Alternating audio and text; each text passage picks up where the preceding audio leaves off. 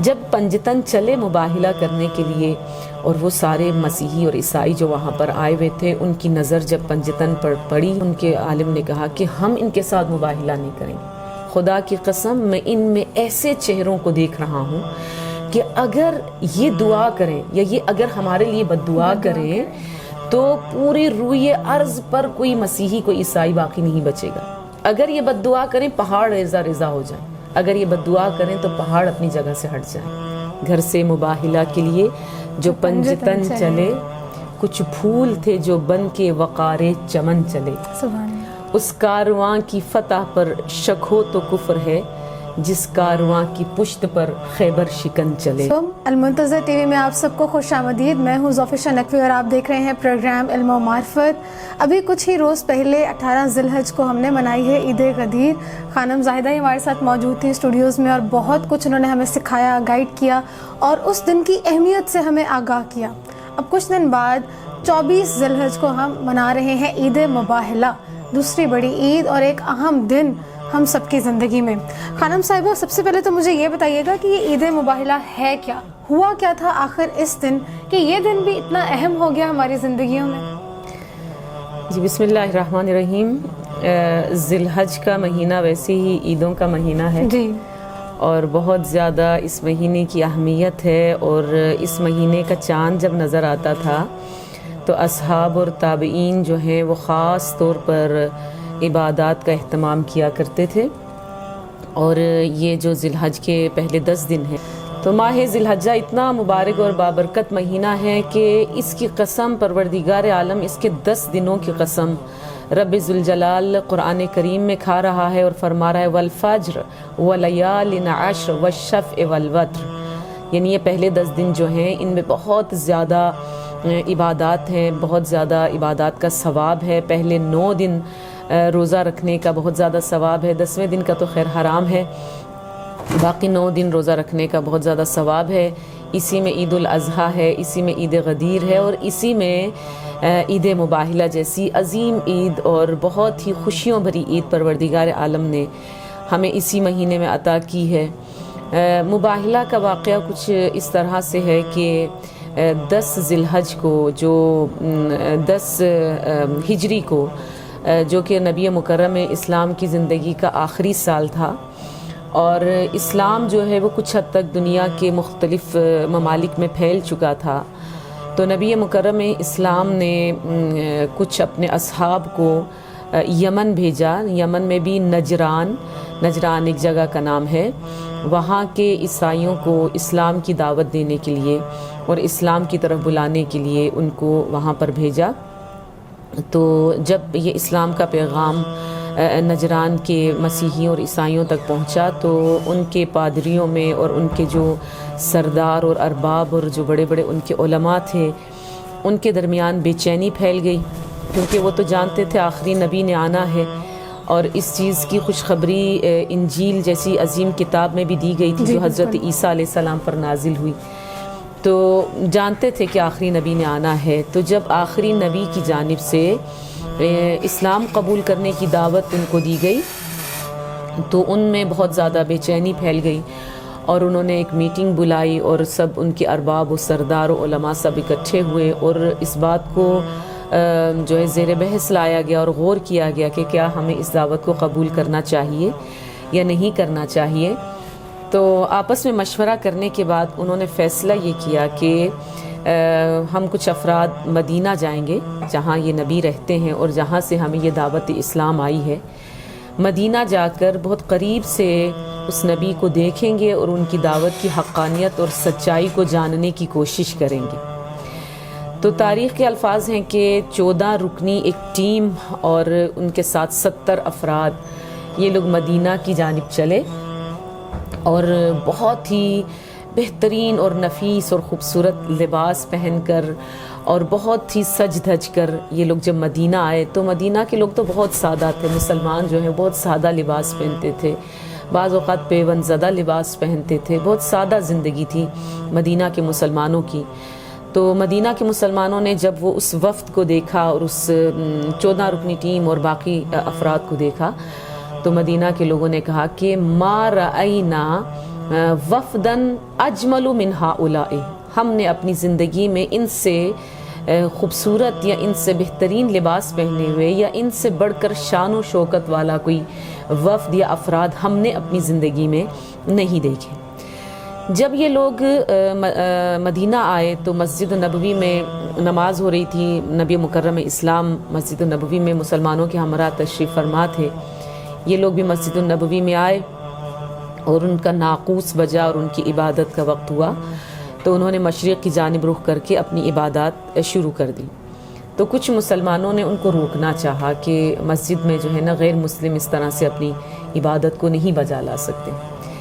تو نبی مکرم اسلام نے ان کو روکا اور کہا کہ نہیں، ان کو اپنے طریقے سے عبادت کرنے دی جائے۔ گویا نبی نے جو ہمیں درس دیا وہ یہ کہ آزادی عقیدہ و عمل، کہ ہم کسی پر اپنے عقائد جو ہیں وہ زبردستی نہیں تھوپ سکتے ہیں، مسلط نہیں کر سکتے ہیں، کسی کو مجبور نہیں کر سکتے ہیں، جیسے کہ آیت الکرسی میں بھی خدا کہتا ہے لا اکراہ فی الدین، دین میں کوئی کراہت نہیں، کوئی جبر نہیں، کوئی زبردستی نہیں ہے۔ انہوں نے اپنے طریقے سے اپنی عبادات کو انجام دیا اور پھر نبی کی خدمت میں آئے۔ نبی نے 3 دن تک ان کو اپنا مہمان ٹھہرایا، نجران کے مسیحیوں کو 3 دن تک اپنا مہمان ٹھہرایا اور پھر ان کو اسلام کی دعوت دی۔ جب اسلام کی دعوت دی تو انہوں نے کہا کہ ہم نے اپنی کتاب انجیل میں آخری نبی کے بارے میں جو نشانیاں پڑھی ہیں اور جو علامات ہم نے پڑھی ہیں وہ سب کی سب آپ میں موجود ہیں، ماں سوائے ایک نشانی کے، اور وہ یہ کہ آپ حضرت عیسیٰ ہمارے جو نبی ہیں ان کو نہیں مانتے، یا ان کو جو ہے وہ اللہ کا بندہ کہتے ہیں، حالانکہ وہ لوگ تو اللہ کا بیٹا کہتے ہیں، مسیحی لوگ آپ جانتے ہیں۔ آپ حضرت عیسیٰ علیہ السلام کو اللہ کا بندہ کہتے ہیں اور ان کی نبوت کے قائل نہیں ہیں۔ نبی نے فرمایا نہیں، میں حضرت عیسیٰ علیہ السلام کی نبوت کا قائل ہوں، میں مانتا ہوں وہ صاحب شریعت ہیں، میں مانتا ہوں وہ صاحب کتاب ہیں، وہ اللہ کے بھیجے ہوئے معصوم پیغمبر ہیں، میں اقرار کرتا ہوں۔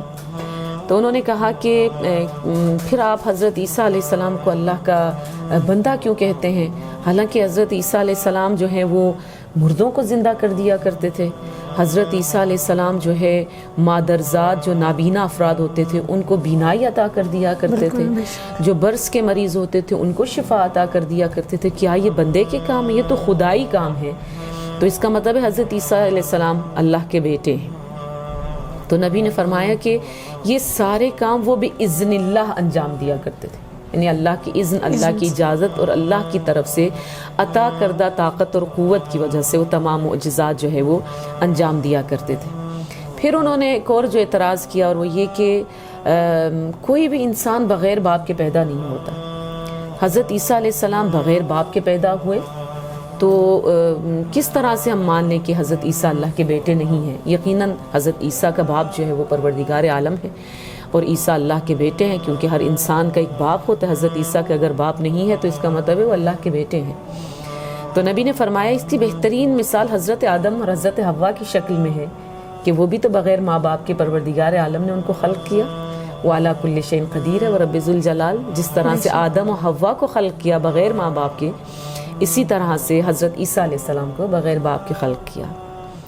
لیکن انہوں نے اتنی دلیلیں دینے کے باوجود جب نبی کی بات نہ مانی تو پھر آیے مباہلہ نازل، سورہ آل عمران کی آیت نمبر تقریباً 61 ہے، جس میں پروردگار عالم ارشاد فرماتا ہے کہ فَمَنْ حَاجَّكَ فِيهِ مِنْ بَعْدِ مَا جَاءَكَ مِنَ الْعِلْمِ فَقُلْ تَعَالَوْا نَدْعُ أَبْنَاءَنَا وَأَبْنَاءَكُمْ وَنِسَاءَنَا وَنِسَاءَكُمْ وَأَنفُسَنَا وَأَنفُسَكُمْ ثُمَّ نَبْتَهِلْ فَنَجْعَلْ لَعْنَةَ اللَّهِ عَلَى الْكَاذِبِينَ، کہ نبی آپ ان سے کہہ دیجئے کہ لاؤ، تم اپنے بیٹوں کو لاؤ، ہم اپنے بیٹوں کو لاتے ہیں، تم اپنی عورتوں کو لاؤ، ہم اپنی عورتوں کو لاتے ہیں، تم اپنے نفسوں کو لاؤ، ہم اپنے نفسوں کو لاتے ہیں، ثُمَّ نَبْتَهِلْ، اس کے بعد مباہلہ ہوگا، فَنَجْعَلْ لَعْنَةَ اللَّهِ عَلَى الْكَاذِبِينَ، اور جو کاذب ہوگا، جو جھوٹا ہوگا، اس پر اللہ کی طرف سے لعنت ہوگی۔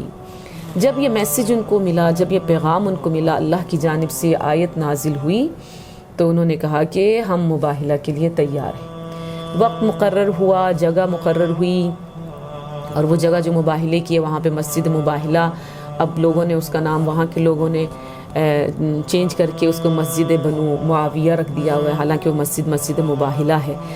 اس جگہ پر عیسائیوں کو بلایا گیا مباہلہ کے لیے. نبی مکرم اسلام کس شان سے تشریف لائے سبحان اللہ. کہ شاعر نے کیا خوب کہا کہ گھر سے مباہلہ کے لیے جو پنجتن چلے, گھر سے مباہلہ کے لیے جو پنجتن چلے, کچھ پھول تھے جو بن کے وقار چمن چلے.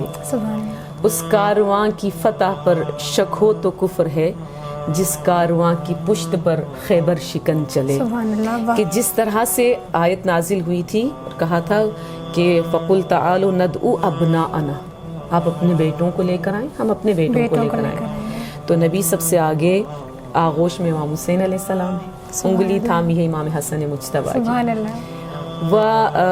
اس کے بعد جو آیت نے کہا قُلْ تَعَالُوا نَدْعُوا أَبْنَاءَنَا وَأَبْنَاءَكُمْ وَنِسَاءَنَا وَنِسَاءَكُمْ, تم اپنی عورتوں کو لاؤ, ہم اپنی عورتوں کو لائیں گے.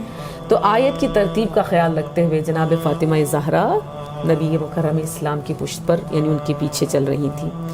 پھر وَأَنفُسَنَا وَأَنفُسَكُمْ, تم اپنے نفسوں کو, تم اپنی جانوں کو لے کر آؤ, ہم اپنی جانوں کو لے کر آئیں گے.